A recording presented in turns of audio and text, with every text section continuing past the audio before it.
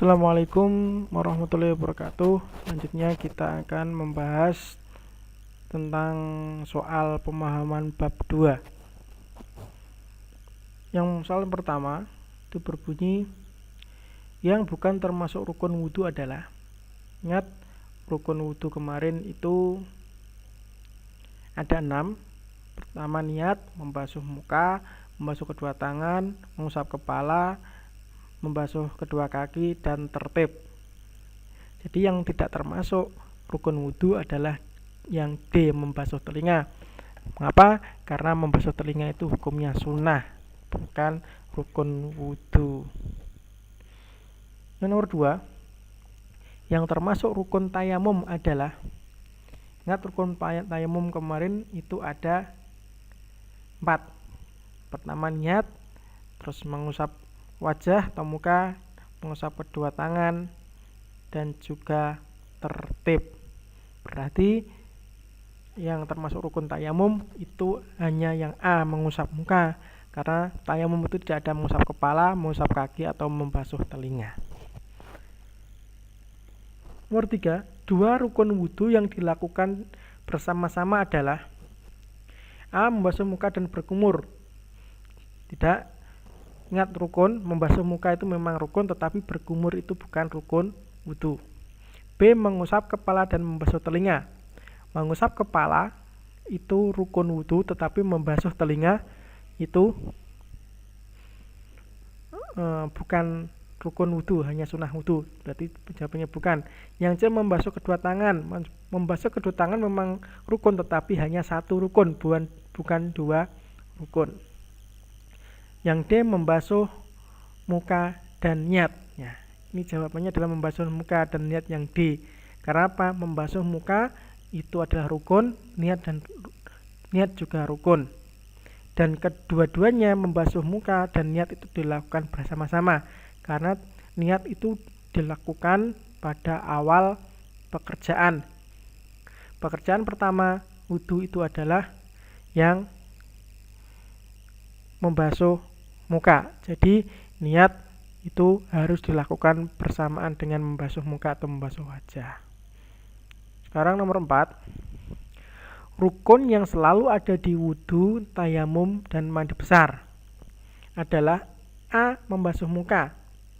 Memang rukun di wudhu dan di tayamum itu ada membasuh muka atau mengusap muka, tetapi di mandi besar tidak ada. B, membasuh kedua tangan. Di wudhu ada membasuh kedua tangan, di tayamum ada mengusap kedua tangan, tetapi di mandi besar tidak ada. C, niatnya. Ini yang benar. Niat itu ada, atau rukun niat itu ada di wudhu, di tayamum, dan di mandi besar. Karena ketiga-tiganya tidak akan sah tanpa adanya niat. Yang D, mengusap kepala, ini bukan, karena mengusap kepala ini hanya rukun di wudhu saja, di tayamum dan mandi besar tidak ada. Selanjutnya nomor 5, salah satu sunnah wudhu adalah intisar. Intisar artinya, intisar itu artinya adalah mengeluarkan air dari hidung. Kalau berkumur itu matmadoh, kalau memasukkan air ke dalam hidung atau hidung itu istinsyak, kalau terus menerus itu muwalah. Jadi intisar itu mengeluarkan air dari hidung. Kalau berkumur itu dalam bahasa Arab itu matmadoh. Kalau memasukkan air ke hidung itu adalah istinsyak. Kalau terus menerus itu adalah muwalah. Sekarang nomor 6, yang tidak termasuk hal yang membatalkan wudhu adalah, ini jawabannya yang A, tetapi saya bahas dari yang D dulu. Hilang akal karena mabuk. Ini hilang akal itu termasuk hal yang membatalkan wudhu. Ini yang tidak membatalkan ya pertanyaannya. Yang C, keluar angin dari dubur atau kentut, itu juga membatalkan wudhu.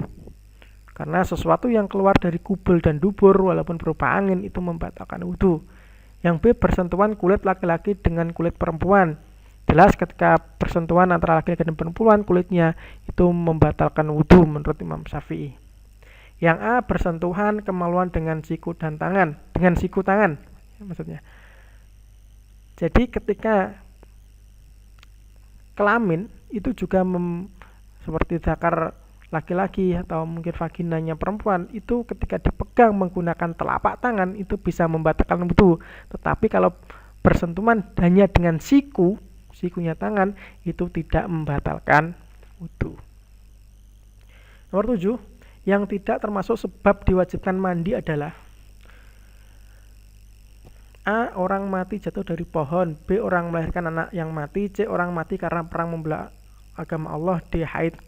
Ini termasuk yang menyebabkan wajib mandi. Kemarin di materi sudah saya jelaskan. Salah satunya adalah orang yang mati, kecuali mati syahid, itu wajib dimandikan. Terus melahirkan atau wiladah, baik itu melahirkannya keguguran atau anak yang hidup atau mati, itu ketika melahirkan itu tetap wajib mandi. Terus yang C, orang mati karena perang membela agama Allah, itu adalah orang yang mati syahid. Ini yang tidak diperbolehkan untuk dimandikan, jadi tidak wajib mandi. Yang haid, jelas perempuan haid itu ketika sudah suci maka wajib untuk mandi. Yang nomor 8, yang termasuk hadas kecil adalah A. Haid, B. Wiladah atau melahirkan, C. Gila, D. Keluar mani. Ingat, yang haid itu jelas diwajibkan untuk mandi, berarti hadas besar. Wiladah atau melahirkan tadi sudah saya sebutkan, yang orang melahirkan baik keguguran ataupun melahirkan biasa atau melahirkan hanya daging, itu wajib mandi, berarti termasuk hadas besar. Yang D, keluar mani. Ini keluar mani walaupun itu mimpi, keluar mani dalam tidur atau mungkin dalam keadaan apapun, pokoknya keluar mani itu wajib mandi, berarti termasuk hadas besar. C, gila. Gila ini tidak hadas besar, hanya hadas kecil, karena gila itu hanya membatalkan wudu, tidak wajib untuk mandi. Nomor 9, di bawah ini yang bukan termasuk najis mutawasitoh. Ingat, najis mutawasitoh itu najis yang sedang. Ingat, yang bukan najis mutawasitoh, najis yang sedang. Yang cara mensucikan juga sedang, hanya kalau najisnya itu ainnya bisa dilihat mata, itu najisnya dibersihkan dulu, baru disiram dengan air yang mengalir. Itu A, kencing. Ya, kencing ini termasuk najis mutawasitoh. Kalau mughaladah itu seperti najisnya anjing dan babi, baik itu air liur, darah dan lain-lainnya, atau dagingnya, itu najis mughaladah. Kalau mukhafafah itu seperti air kencingnya bayi laki-laki yang belum makan apapun, hanya minum air susunya ibunya saja. Jadi air kencing ini termasuk air mutawasitoh. Darah juga air mutawasitoh. D, nanah itu juga mutawasitoh. Yang C, air mani ini bukan najis mutawasitoh. Karena apa? Mani itu hukumnya suci, tidak najis. Hanya saja ketika keluar mani itu wajib mandi. Hanya hadas besar, tetapi air mani itu hukumnya suci. Kenapa? Karena dalam suatu keterangan, air mani itu berasal dari sari-sari makanan manusia. Sekarang yang terakhir, yang nomor 10, yang termasuk hadas besar adalah, ingat, hadas besar itu yang wajib mandi atau mewajibkan mandi. Yang A, pingsan. Pingsan itu hanya membatalkan wudu, tidak mewajibkan mandi. B, gila. Gila sudah sebutkan beberapa kali tadi, hanya membatalkan wudu, tidak mewajibkan mandi, berarti hadas kecil.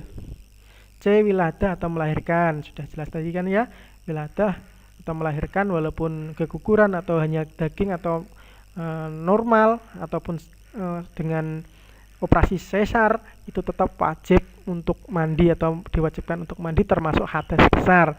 Yang D, kencing, ini adalah hadas kecil.